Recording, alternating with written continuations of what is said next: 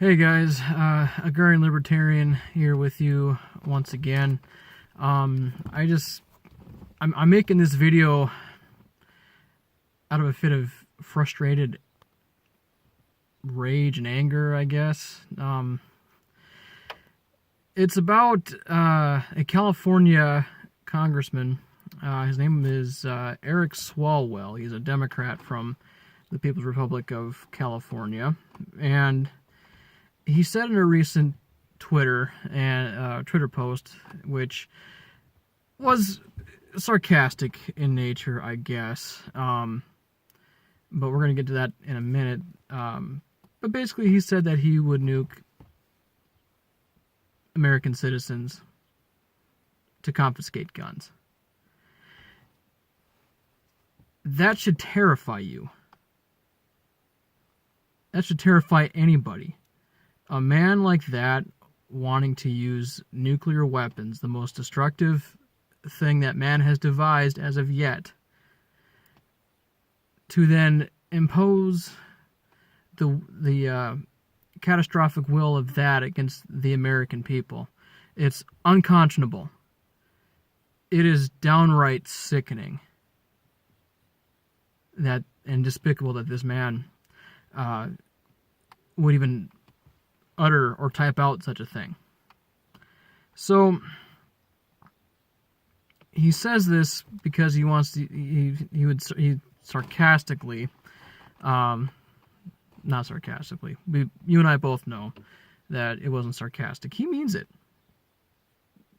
Maybe not now, but he means it.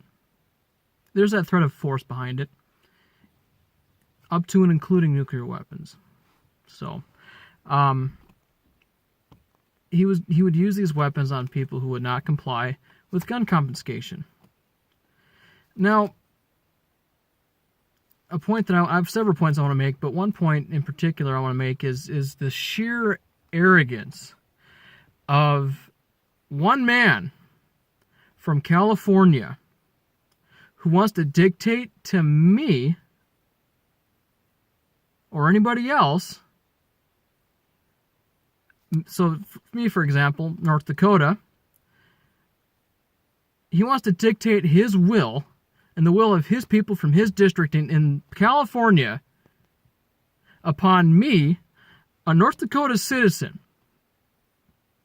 That is straight up pure arrogance, first of all.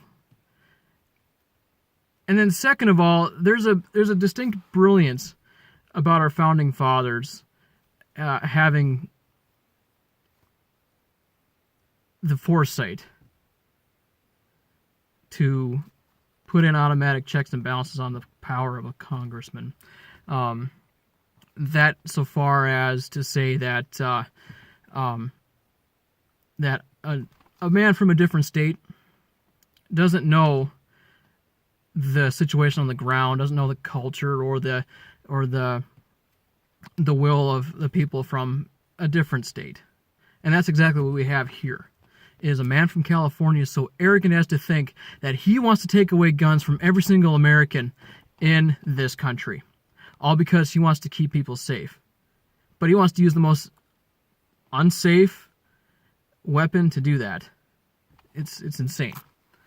Another point is like I said, it's the irony of using the most destructive weapon ever devised by man against people who just want to defend themselves. I am a proud gun owner. I stand by my gun rights. I stand by those who also want to uphold gun rights. And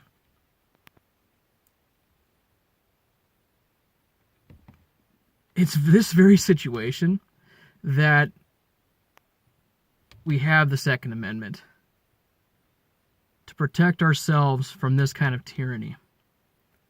If given the opportunity, this man would take the opportunity, and probably would, if given the chance, nuke a section of the United States of America in order to enforce gun confiscation. The ultimate violence to prevent more violence. It's hypocrisy and irony at its absolute finest here. what about the anti-gun people in the Midwest? You know, the people that he's allegedly standing with. But he would kill them to get at people like me, and to get at people like you. Another set of irony right there. To the anti-gun crowd, I say this: you have the right to own a firearm, or you have the right to not own a firearm. Just like I have the right to own a firearm. You don't get to choose for me whether or not I get to own one. It's just like you don't get to choose for me which size pop I'm going to buy at a gas station. You have no right to dictate your beliefs and your moralities upon me for my choices. I choose to buy firearms because I choose to be protected. And it's your right to not buy a firearm because you disagree with owning firearms. And that's your right. But don't infringe on my right to own a firearm. Knock that shit off.